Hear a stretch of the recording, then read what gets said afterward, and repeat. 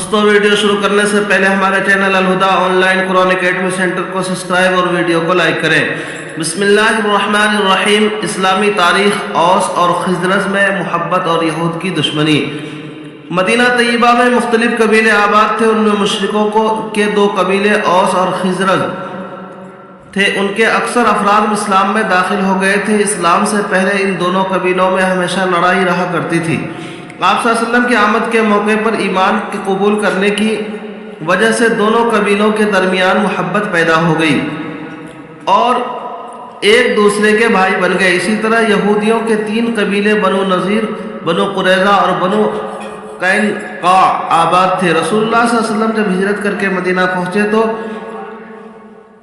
یہودیوں کے مذہبی حقوق کی حفاظت اور مسلمانوں کی دین کی دعوت و اشاعت کے پیش نظر ان سے چند شرطوں پر معاہدہ کر لیا۔ یہودی اس کے باوجود اسلام اور مسلمانوں کی بڑھتی ہوئی طاقت کو دیکھ کر حسد کرنے لگے اور اندر ہی اندر اسلام کی خلاف سازش کرنے لگے۔ جب ان کی نفرت و عداوت اور بدعہدی حد سے بڑھ گئی تو ان کو اپنی شرارت اور سازشوں کی سزا بھگتنی پڑی۔ اللہ کی قدرت، زمین کا عجیب فرش۔ اللہ تعالیٰ فرماتا ہے، ہم نے زمین کو فرش بنایا اور ہم کیسے اچھے بچھانے والے ہیں۔ ذرا غور کیجئے، اللہ تعالیٰ نے زمین کا کیسا اچھا بستر بچھایا ہے جس پر ہم آرام کرتے ہیں۔ اس بستر کے بغیر ہمارے لیے رہنا دشوار تھا، پھر ہمارے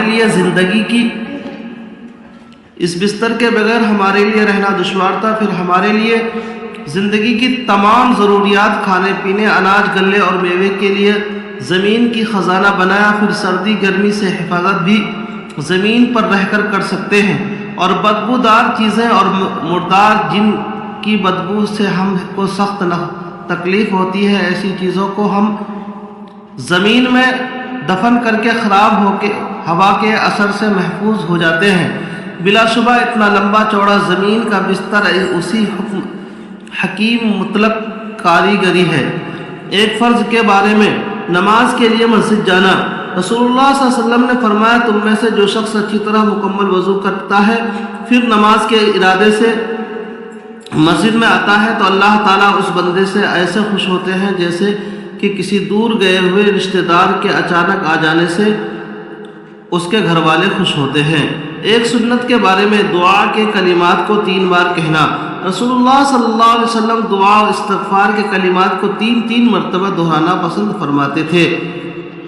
ایک اہم عمل کی فضیلت، شرم و حیا ایمان کا جز ہے۔ رسول اللہ صلی اللہ علیہ وسلم نے فرمایا، ایمان کے 60 سے اوپر یا 70 سے زائد شعبے ہیں۔ سب سے افضل شعبہ لا الہ الا اللہ پڑھنا ہے، اور سب سے کم درجہ راستے سے تکلیف دہ چیز کا ہٹا دینا ہے، اور شرم و حیا ایمان کا ایک حصہ ہے۔ ایک گناہ کے بارے میں، گناہ سے روکنے کا وبال۔ رسول اللہ صلی اللہ علیہ وسلم نے فرمایا، جو آدمی ایسے لوگوں کے درمیان رہ کر گناہ کے کام کرتا ہے کہ اس کو روکنے پر قادر ہو مگر پھر بھی نہ روکے، تو اللہ تعالیٰ مرنے سے پہلے ان کو بھی اس گناہ کے عذاب میں مبتلا کر دے گا۔ دنیا کے بارے میں، سب سے بڑا تقوی والا کون ہے؟ ایک شخص نے رسول اللہ صلی اللہ علیہ وسلم کی خدمت میں آ کر عرض کیا، اے اللہ کے رسول، لوگوں میں سب سے بڑا زاہد کون ہے؟ رسول اللہ صلی اللہ علیہ وسلم نے فرمایا، وہ آدمی جو قبر اور اس کی بوسیدگی کو نہ بھولے اور دنیا کی ضرورت سے زیادہ زیب و زینت کو چھوڑ دے، باقی رہنے والی یعنی آخرت کو فنا ہو جانے والا دنیا پر ترجیح دے، آنے والے کل کو اپنی زندگی کا دن شمار نہ کرے اور اپنے آپ کو مردوں میں کی فہرست میں شمار کرے، تو یہ سب سے بڑا زاہد ہے۔ آخرت کے بارے میں، اہل ایمان کا بدلہ۔ قرآن میں اللہ تعالیٰ فرماتا ہے، ان اہل ایمان اور نیک عمل کرنے والے کا بدلہ ان کے رب کے پاس ایسے ہمیشہ رہنے والے باغ ہوں گے جن کے نیچے نہریں بہہ رہی ہوں گی، یہ لوگ ان میں ہمیشہ رہیں گے، اللہ تعالیٰ ان سے راضی اور وہ اللہ سے خوش ہوں گے، اور یہ بدلہ ہر اس شخص کے لیے ہے جو اپنے رب سے ڈرتا ہے۔ طب نبوی سے علاج، نیند نہ آنے کا علاج۔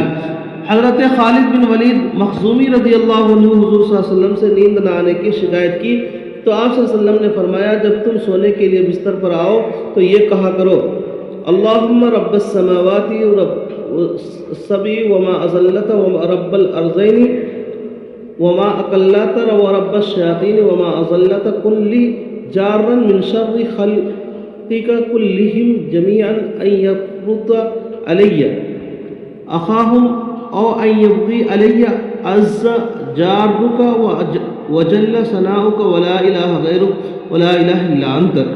قرآن کریم کی نصیحت۔ قرآن میں اللہ تعالیٰ فرماتا ہے اللہ تعالیٰ کا سہارا مضبوطی سے پکڑ لو، وہی تمہارا کام بنانے والا ہے، جس کے کام بنانے والا اللہ ہو تو اللہ تعالیٰ کیا ہی اچھا کام بنانے والا ہے اور کیا ہی اچھا مددگار ہے۔ چینل کو سبسکرائب اور ویڈیو کو لائک کریں۔